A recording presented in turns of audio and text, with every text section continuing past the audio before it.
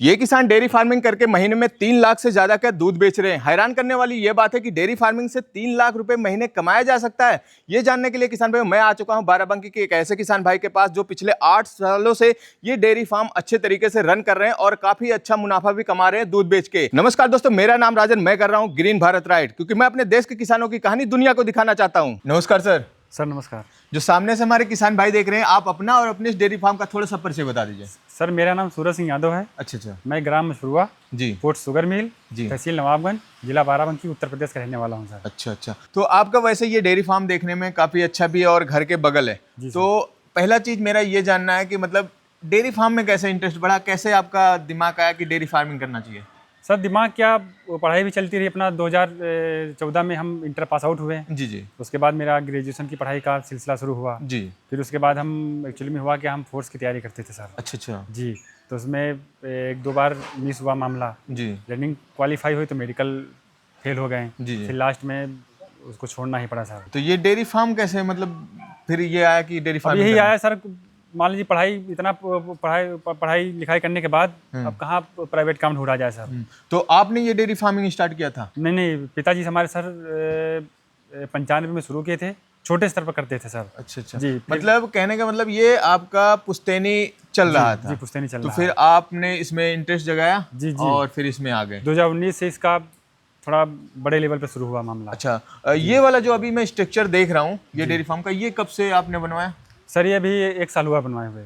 अच्छा, ये बड़ा वाला सर। अच्छा, ये बड़ा जो नहीं, ये पूरा जो यहाँ का जो डेयरी फार्म है ये कब से चल रहा यहाँ है? से सर 2017 से शुरू हुआ था। जी। अब तक बनते ही आया है सर। उसके पहले कहाँ चलता था? उसके पहले गांव के अंदर था, 15-16 स्क्वायर फीट जमीन थी हमारी वहाँ। अच्छा, मतलब उसके पहले पिताजी छोटे लेवल पे करते थे। 5-6 भैंस आप रखे थे। जब इसमें इंटरेस्ट बनाए तो फिर आपने ये वाला सेटअप तैयार किया। जी। और अभी प्रेजेंट टाइम में यहाँ पे कितने गाय भैंस हैं? यहाँ सर 10 गायें हैं और 14 से 15 भैंस हैं सर। अच्छा, मतलब गाय कम है और भैंसें ज्यादा, और कभी बराबर में हो जाती हैं। अच्छा। कभी कम ज्यादा तो इसमें आती जाती रहती हैं क्या? जी आती रहती है हमेशा। अच्छा, अब थोड़ा सा बात कर लेते हैं, ये जो आपने स्ट्रक्चर बना रखा है, मतलब 25-30 जो भी इसमें जानवर हैं, जी, इनका स्ट्रक्चर बनाने का खर्चा कितना है और ये कितने एरिया में है?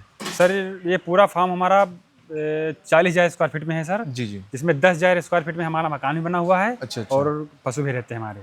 तो इसको बनाने में खर्चा कितना आया था? ये सिर्फ डेयरी का? सर ये डेयरी का फार्म खर्च छोड़ के सिर्फ शेड बनाने का खर्च 2.5 से 3 लाख रुपए आया था। अच्छा, 2.5 से 3 लाख रुपए में ये शेड पूरा बन गया था। और आपका ये पुश्तैनी चल रहा है, मतलब जानवर पहले से भी थे और कुछ जानवर आपने बाद में लाया होगा। तो ये जानवर आप कहाँ से लेके आते हैं? गाय या भैंस कहाँ से लाते हैं? सर गाय भैंस हम बाजार से नहीं खरीदते हैं सर। अच्छा, मार्केट मंडी से नहीं खरीदते? नहीं, मंडी से नहीं खरीदते। फिर कहाँ से खरीदते हैं? सर व्यापारी हमारे संपर्क में हैं। जी। उन्हीं से लाते हैं सर। उसमें 1-2 टाइम का मिल्किंग देख लेते हैं जी। फिर हमारा उनका भाव तय हो जाता है। अच्छा, मतलब पहले भैंस लेके आते हैं, मिल्किंग देखते हैं, तब रेट उसका लगता है? जी। मिल्किंग देख के हम जब संतुष्ट हो जाते हैं फिर उसका रेट लग के तब लाते हैं अपने घर। और आप कोशिश करते होंगे जिसकी हाई मिल्किंग होगी उसी को रखते होंगे। जैसे डेयरी फार्मिंग होता है तो बहुत से लोग हरियाणा की भैंसों को प्रेफर करते हैं कि हरियाणा की अच्छी भैंसें होती हैं। तो आप हरियाणा से नहीं लाए भैंस? नहीं, हरियाणा से तो नहीं लाए, लेकिन वहाँ से जो व्यापारी लाते हैं उनसे हम लाए हैं सर 1-2 भैंसें। तो अभी हम बात करें कि ये जो डेयरी फार्म है इसको रन करने के लिए सुबह से लेकर शाम तक का क्या रूटीन रहता है? सुबह क्या करते हैं? फिर सर रूटीन ये हमारा था, सुबह 5 बजे उठना पड़ता है। जी। चाहे ठंडी हो, चाहे बरसात हो, चाहे गर्मी हो। अच्छा, 5 बजे उठना रहता है। जी। तो पहला डेयरी फार्म में क्या काम रहता है? सुबह उठने के बाद पहले तो साफ सफाई होती है। साफ सफाई होती है, गोबर हटाना, फर्श धुलना। जी। गर्मी में गोबर हटाने के बाद फिर इनको नहलाना पड़ता है सर। अच्छा। जी। फिर उसके बाद इनका चारा डाला जाता है। अच्छा, फिर चारा डाला जाता है। उसके बाद फिर मिल्किंग शुरू होती है सर। अच्छा, मतलब फिर मिल्किंग होती है, उसके बाद फिर मिल्किंग होने के बाद इनको फिर नहला दिया जाता है गर्मी में। अच्छा। नहलाने के बाद फिर अपना रेस्ट करते हैं, आराम करती हैं। जी। फिर शाम को 5 बजे शुरू होता है काम। अच्छा, फिर 5 बजे क्या होता है? फिर 5 बजे फिर इनको नहलाया जाता है गोबर हटाने के बाद। जी। नहलाने के बाद इनको चारा डाला जाता है नांदा पे। जी। फिर मिल्किंग शुरू होती है। जी। फिर रात में बांध दिया जाता है। अच्छा, नहलाने का काम मैक्सिमम आप कितनी बार करते हैं? गर्मी में सर तो 3 बार हो जाता है, सुबह दोपहर शाम। गर्मी में 3 बार और ठंडी में? ठंडी में जब गंदी हो। अच्छा, मतलब ठंडी में जब ऐसा लगे, आवश्यकता लगे कि गंदी हो गई, धूप खुले तभी करते हैं। बाकी गर्मी में टेम्परेचर से बचने के लिए बचने के लिए नहलाया। और इसी वक्त एक चीज और टेम्परेचर को ध्यान में रखते जान लेते हैं कि फार्म की हाइट क्या होनी चाहिए? सर इसका अप से डाउन तक। जी। अब जाएंगे वहाँ मिलेगा आपको 15 फीट, इधर मिलेगा आपको 13.5-14 फीट मिलेगा। अच्छा, मतलब ये जहाँ पे डाउन रहता है 13.5-14 फीट, मतलब कम से कम इतना रहना चाहिए। तो इसमें हवा पास हो जाएगी तो पशु को गर्मी नहीं लगेगी। जी। अब बात करते हैं इनको खिलाने पिलाने में क्या यूज करते हैं आप? सर खिलाने में मौसम के अनुसार हरा चारा उपलब्ध रहता है सर। जी जी ठंडी में जैसे जौ हो गया, जी बरसीम हो गया, जी। ये, और गर्मी में बरसात में ज्वार और बाजरा। अभी मैं आपके घर पे आया तो देखा भट्टी में कुछ ऊपर बना रहे थे, वो जी क्या जी, चीज़ है? वो सर वो दलिया पकाया जाता है अच्छा, उसमें। दलिया पकाया जाता है, जी, वो जी। भी इनको खिलाया जाता जी, है। जो भी खिलाते हैं, एक टाइम दलिया खिलाते हैं। दलिया में क्या क्या चीज़ है आप? दलिया में सर गर्मी में गेहूँ, जी जौ, जी गुड़ और नमक डाला जाता है सर, जिसमें ये- से 17 से 18 केजी गेहूँ होता है, जी दलिया उसी में होता है मिक्स, जी। और 2 केजी गुड़ होता है, और 3 से 400 ग्राम नमक उसमें मतलब होता है। स्वादानुसार नमक भी जी, डाला जी, जाता है जी। ताकि अच्छा लगे खाने में। जी, जी। और ये पूरा जो आपकी 25 से 25-30 है, इन मतलब बच्चे को भी सबको खिलाया जाता है? नहीं नहीं, जो मिल्किंग वाले पशु अच्छा, जो होते हैं। मिल्किंग वाले हैं उनको खिलाया जाता है जी, ये जी। चीज़। जी, जी। और ये दोनों टाइम चलता है? नहीं नहीं, एक टाइम चलता है। एक टाइम ये चलता है, फिर दूसरे टाइम क्या? दूसरे टाइम में इसके साथ भी देना पड़ता है सर, दलिया के साथ में अच्छा अच्छा। चोकर और ब्रान जो पालिश होता है जी जी इसका, धान का, जी जी। वो देना पड़ता है साथ में मिक्स करके। अच्छा अच्छा, फिर शाम के टाइम? शाम के टाइम पशुहार, चोकर और ब्रान। अच्छा, मतलब ये दलिया सुबह के टाइम, एक टाइम दलिया, एक टाइम पशु आहार, और उसके साथ और भी जो खिलाया जाता है। अब बात करते हैं अभी तक आपके डेयरी फार्म में सबसे हाई मिल्किंग वाली कितने लीटर की होगी? हाई मिल्किंग सर 15 लीटर वाली भैंस है हमारे पास। 15 लीटर वाली? 15 लीटर वाली 2-3 भैंसें हैं सर। अच्छा, 2-3 भैंसे। वैसे तो हमारे पास 10 प्लस वाली ही भैंसें हैं। अच्छा अच्छा, 10 से कम वाली कोई नहीं 10 रखते? रखते ही नहीं सर। गाय में? गाय कम से कम अगर देसी ब्रीड में है अगर, तो 13 से 14 लीटर, बाकी हाई मिल्किंग में तो 15 प्लस ही जाएंगे सर। अच्छा, अब ब्रीड की बात आ गई तो एक चीज़ और जान लेते हैं, गाय आपके पास कौन सी ब्रीड की है? गाय हमारे पास सर क्रॉस ब्रीड में है, जी जी। एचएफ में भी है, साहिवाल में भी है। मतलब आपने सब रख रखा जी, है? जी, जी, जी। और आपका फोकस रहता है कि हाई मिल्किंग? जी, हाई मिल्किंग, और उसमें मिल्क का भी वो क्वालिटी देखना पड़ता है सर। जी जी। जी। जैसा कि हमारे बहुत से किसान भाई होंगे जो डेयरी फार्मिंग में इंटरेस्ट रख रहे होंगे, शुरू करना चाहते होंगे, तो शुरू करने में नस्ल ही मेन होता है, कौन सी नस्ल का? तो भैंस में भी नस्ल, जी, भैंस में नस्ल वो होती है। कैसे डिफाइन करते हैं, थोड़ा सा बताइए। वो सर एक्चुअली में होता क्या है, अपने यहाँ इस टाइम लोग थोड़ा मुर्रा पे ज़्यादा फोकस कर रहे हैं सर। अच्छा अच्छा। जी। तो मुर्रे की पहचान कैसे? जैसे पहचान- ये वाली भैंस, ये कौन सी है? सर ये मुर्रा तो नहीं है, मुर्रा वाली आइए दिखाते हैं हम। ये 70% मुर्रा है अच्छा और अच्छा 30% क्रॉस में है सर ये। अच्छा, ये 70% मुर्रा और 30% क्रॉस में है। मुर्रा की पहचान होती है गोल सिंग सर, अच्छा, ये सींग से पहचान होती है, जो राउंड शेप में एकदम होता राउंड में होती है सर। है। जी। और भैंस में कौन सी आती है? और नीली रावी आती है सर। नीली रावी क्या होती है? नीली रावी की पहचान आइए दिखाते हैं। उसकी पहचान होती है सर मत्थे में जी जी। थोड़ा सफ़ेद होता है सर। अच्छा, ये मत्थे में तिलक टाइप का जी रहता जी, है। जी। किसी में चौड़ा मिलेगा, हाँ। किसी में कम मिलेगा, और अच्छा, पैर भी सफ़ेद होते हैं, लेकिन इसका पैर सफ़ेद नहीं सर। ये अच्छा, प्योर अच्छा। नीली रावी है भी नहीं सर। अच्छा, ये भी नीली रावी प्योर नहीं है? क्रॉस में है सर ये। अच्छा, ये भी क्रॉस में है। जी, जी। और कौन सी आती है इसमें भैंस में? और आइए दिखाते हैं सर। तो इसको मुर्रा और सिंधी का क्रॉस कहा जा सकता है। अच्छा अच्छा। जी जी। तो इसकी क्या पहचान, कैसे क्या? इसकी पहचान होती है थोड़ा सींग भी राउंड में है, जी, और जी। शरीर थोड़ा भारी होता है इसका। अच्छा, शरीर भारी लिए रहती है और सींग भी राउंड में रहती जी, है। जी। तो ये मुर्रा और सिंधी का क्रॉस है। सिंधी का क्रॉस है। जी। चलिए, अब बात इसका करते मिल्क कैपेसिटी सर 15 से 16 लीटर है सर। अच्छा, तो हाँ, इसी बात ये भी कर लेते हैं, किसकी सबसे ज्यादा कैपेसिटी रहती है मिल्किंग की? कैपेसिटी सर वैसे तो मुर्रा रहती है, लेकिन क्या बोलते हैं नीली रावी भी 15 से 16 में होती है सर वो। अच्छा, वो भी होती है। जी, दोनों सेम में होते हैं, मुर्रा नीली रावी। जी। अब बात करते हैं, क्या कोई जैसे नॉर्मल जो अभी नए नए किसान होंगे या वो ले जाते हैं, तो दूध बढ़ाने का भी कोई तरीका होता है? जी जी, बड़ा होता है तरीका उसमें। वो क्या होता है, थोड़ा और सा बता। मेन फोकस उसमें फीड पे करना पड़ता है सर। अच्छा, फीड, मतलब ऐसा नहीं है कि आपका 15 लीटर दे रहा है तो 15 ही देगा। अगर जैसे आप नॉर्मली ऐसे फीड दे वैसे रहे तो हैं। सर हमें 13 पे दूध के लाए थे इसको, अच्छा। व्यापारी से। जी जी। हम इसका 16 लीटर दूध निकाले हैं सर, मतलब 3 लीटर आपने बढ़ा दिया। बढ़ा के निकाले हैं। तो थोड़ा सा आइडिया देंगे जी, दूध बढ़ाने के बारे में? तो आइडिया उसमें है कि अगर आपसे हो सके तो थोड़ा ठीक ठाक फीड खिलाया जाए जानवरों को। उसके लिए दलिया उसमें पकाया हुआ है हाँ। कढ़ाई में सर। जी, और दूसरी बात, सरसों का जो खल होता है, जी जी। जी, सरसों का खल, बिलौना के खल, और पशुहार ठीक ठाक कंपनी वाला सर। प्रोटीन अच्छे मात्रा में देंगे तो दूध आपको अच्छे मात्रा में प्रोटीन, मिलेगा। कैल्शियम। और आपका मेन फोकस रहता है हाई क्वालिटी मिल्क रहे और अच्छा मिल्किंग वाली रहे, उसी को आप अपने फार्म पे रखते हैं, और आपका मेन मिल्क से ही प्रॉफिट है। जी, जी, अब बात कर लेते हैं, अभी जो इतना बड़ा आपका डेयरी फार्म है, इससे आपका महीने का इनकम कितना हो जाता है? मतलब महीने का कितना आप इससे निकाल लेते हैं? दूध कितने का बेच लेते हैं? दूध है मान लीजिए 2,70,000 से 3 लाख तक का। अच्छा, 2,70,000 से 3 लाख तक का आप महीने का दूध बेच लेते हैं। जी जी जी। अब बात करें जैसे उसमें खर्चा भी आता होगा इनको, डेयरी 50 फार्म से को 60% खर्च हो जाता है उसमें। आप 50 से 60% डेयरी पे लगा देते हैं इन गाय भैंसों के पीछे, और 50% अपना 40-50%। 40 से 50%, 45% बचता जी, है, वो जी। भी हमारे हरा चारा घर का रहता है। मतलब आप 2,70,000 से 3 लाख तक कमाते हैं, तो 50% कोशिश रहता है कि इनके ऊपर खर्च करने का। हाँ, 50-60% खर्च हो जाता है सर। हाँ,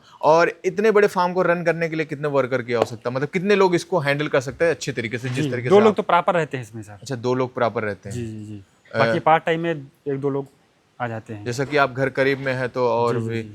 तो मतलब अगर कोई किसान भाई ऐसे आपके तरीके से अच्छी से डेयरिंग चलाना चाहे और 2.5-3 लाख रुपए वो भी करना चाहे, जी जी। तो वो क्या आप सलाह देंगे, कैसा मैनेजमेंट रहना चाहिए? मैनेजमेंट ये रहना चाहिए सर, पहली बात तो ब्रीड पे ध्यान करना पड़ेगा सर। जी जी जी, 15 प्लस गाय ही रखना चाहिए। जी जी। जी, और 10 से 12 लीटर वाली भैंस कम से कम। बाकी ऊपर तो जितने तक ऐसा आप नहीं जा कि सकते चाहे हैं। जो पाके वही नहीं, लाके नहीं, रख नहीं, दिया, अब उसमें आप तो खिला रहे हैं, दूध कम निकल रहा नहीं, है तो नहीं, घाटे उसमें में। तो आप बिक जाएगा, डेयरी फार्म भी बिक जाएगा आपका। आपको मेन फोकस करना है कि जी। मिल्किंग, मिल्किंग पे। जब हमें उससे फायदा मिले तभी रखना है, जी, जी, जी। नहीं तो हटा नहीं, देना है। हटा देना चाहिए। तो इसकी आप ब्रीडिंग कैसे, मतलब कैसे, सीमन ये सब कैसे करते हैं गाय भैंस में और आप? सीमेन तो मान लीजिए फर्स्ट टाइम में सीमेन ही लगवाते हैं भैंस को, जी, अच्छी क्वालिटी वाला सीमेन। जब लेके आते हैं। जी जी जी, फर्स्ट जी, टाइम में। उसके बाद से। उसके बाद अगर जैसे मान लीजिए सीमेन से अगर नहीं क्रॉस हुई अगर, जी, तो उसके लिए अपना बुल रखे हैं सर हम। अच्छा, आप अपना बुल खुद का जी, रखे हुए हैं। उसको सेकंड टाइम में हम उससे क्रॉस करवाते हैं। अच्छा, और गायों का? गाय का तो सीमेन ही लगवाते हैं सर। अच्छा, गाय का सीमन ही जी, लगवाते हैं। उसके लिए हमारे पास 1-2 बछड़ी भी हुई हैं अच्छी नस्ल की। अच्छा अच्छा, जी। तो सीमन मतलब अच्छी क्वालिटी का सीमन डलाते हाँ, हैं, सीमेन अच्छी क्वालिटी तो का उसी डलवाते का हैं। मतलब अच्छी क्वालिटी के जी, फिर जी, निकलते एचएफ हैं। हुआ, साहिवाल हुआ। हाँ, जी, और एक गिर चीज, का भी डलवाते हैं सीमेन। एक चीज बारे में और जानना चाहेंगे, रोग बीमारियां, इसमें क्या जी। रोग बीमारियां आती हैं और क्या खतरा होता है? क्या आपने कभी लॉस खाया है डेयरी फार्मिंग में? हाँ, शुरू-शुरू में तो लॉस लगा सर। अच्छा। बीमारियाँ भी आई, उसके जी, लिए सबसे बड़ी चुनौती होती है बीमारियों को लेकर सर। तो कौन सी बीमारियां आती सर जिससे सबसे बड़ी, बच। सबसे खतरनाक बीमारी होती है खुरपका, मुंहपका, गला घोंटू। अच्छा जी, इसके लिए वैक्सीनेशन होता है बरसात होने के 1 हफ्ता पहले सर। अच्छा, मतलब ये जून साल एंड। में एक बार होता है? जी, जी, जून एंड होते जी और जुलाई स्टार्टिंग होते हुए। जी। उधर मार्च में भी और होता है, 2 अक्सर बार देखा होता है जाता है वैक्सीनेशन। किसी बरसात में, चाहे पोल्ट्री फार्म हो, गोट फार्म हो या डेयरी फार्म हो, सब में इसी के बाद से रोग आना जी, जी, जी। शुरू होता है। जी, जी, तो जी। उसके पहले ही वैक्सीनेशन हमें करा लेना जी, है। जी, उधर जुलाई के फर्स्ट वीक में, जी उधर फिर मार्च में। जी। जी, जी। और आप अभी कुछ गायों के उसमें देख रहे हैं, गायों भैंसों के कान में कुछ टैग लगा है, इसका क्या जी, जी, वो? जो परमानेंट हमारे पास रहती हैं अच्छी नस्ल की, जी। उनका बीमा करवा देते हैं सर। अच्छा, बीमा भी आप करवा के रखते जी, हैं? जी, जी। जो आपकी इस डेयरी फार्म में अच्छी नस्ल की, अच्छी दूध देने वाली, उसका आपने बीमा करा के जी, रखा। जी, जी। तो बीमा कैसे होता है, इसका क्या फायदा, इसके बारे में? बीमा सर सरकार द्वारा कभी-कभी योजना आती है सरकारी हॉस्पिटल में, जी जी छूट पे होती है सर वो। जी। तो 8 से 900 का होता है पर जानवर का, साल भर का? साल भर का सर। अच्छा, तो कभी भी कोई हादसा होगा तो वो आपको हाँ, हाँ, उसमें कवर हो जाएगा लगभग 80%। 80% आपका रेट मिल जाएगा। हाँ। तो बीमा होते टाइम उस भैंस की रेट लग जाती होगी कि जी ये। नहीं, जब बीमा होता है तब रेट लगता है उसका। हाँ, तो जी, कि 70,000 भैंस का, 80,000 हाँ, और 50,000 गाय का। अच्छा अच्छा। जी। चलिए, ये भी बढ़िया चीज़ है। मतलब अगर आप, हमारा कोई किसान भाई नया डेयरी फार्मिंग शुरू करना चाहे, जी, तो जी। क्या सलाह देना चाहेंगे आप अपने सलाह सर यही रहेगी कि मतलब कि 15 प्लस गाय रखे। जी, जी, वो भी एचएफ ना रख के क्रॉस में रखे तो ज़्यादा सही रहेगा। मतलब 15 प्लस दूध देने वाली जी, भैंस। जी, जी, जी, जी। और कम से कम 10 से 12 लीटर वाली भैंस। तो शुरू में किसानों को बीमा कराना चाहिए कि नहीं? अगर उपलब्ध हो तो करवा लेना चाहिए सर। करवा लेना चाहिए, जी, जी। क्योंकि वैसे तो उपलब्ध रहता है हर सरकारी। मतलब नॉलेज नहीं है, रोग बीमारियां आ गई तो हाँ, आपका नहीं सरकारी लॉस तो नहीं फिर होगा। आप प्राइवेट करवाइए सर, हाँ, लॉस नहीं होगा उसमें। लॉस नहीं होगा सर। और एक चीज जानना चाहेंगे, ये जो आपने घर और बनवा रखा है, ये डेयरी फार्म के पैसे से है या फिर अलग से ही? नहीं, नहीं, डेयरी फार्म कर सकते हैं। मतलब कमाई बढ़िया हो जाती, वैसे भी 2.5-3 लाख। अगर आप नौकरी करते तो इतना कमा पाते? नहीं, असंभव था। नौकरी में नहीं थी, तो कहीं ना कहीं देखा जाए आप डेयरी फार्म से खुश हैं या फिर अभी भी? अगर क्या बोलते हैं प्रॉफिट है तो खुश रहना पड़ेगा उसमें से। अच्छा, इसको लेबर से भी है, कोई रन करा सकता हाँ, है? करा सकता है। लेबर से उसमें क्या है कि अगर आपकी निगरानी उसमें 24 घंटा रहेगी सर। अच्छा, मतलब आपको भी लगा रहना पड़ेगा लेबर के साथ, ऐसा नहीं कि आप हाँ, लेबर उसमें कहीं अगर और है रख रहे लेबर हैं के तो भरोसे। लेबर का काम क्या है, गोबर हटाए हो, भैंस को नहलाए हम्म, और क्या बोलते हैं चारा डाले। बाकी मिल्किंग का भी आपको देखना पड़ेगा उसमें।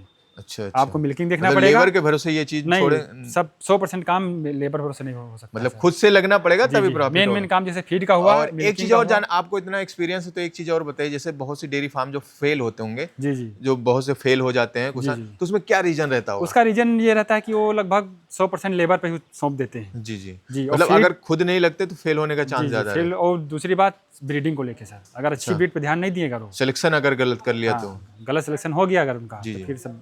और दूसरी बात सर, मार्केटिंग को लेकर। अच्छा, मार्केटिंग भी। जी जी, कहीं कहीं होता है कि दूध का रेट नहीं मिलता है। हाँ, ये आपने सही बताया। अब बात करते हैं कि आपकी दूध कहाँ सेल करते हैं। अभी तो मैंने देखा घर से ही आपका डल्लू में दूध जाता है, पहले जी, से ही जी, डल्लू रखे रहते हैं, जी जी। तो लोकल के भी हैं। तो आपका पर डे कितना दूध निकल जाता है?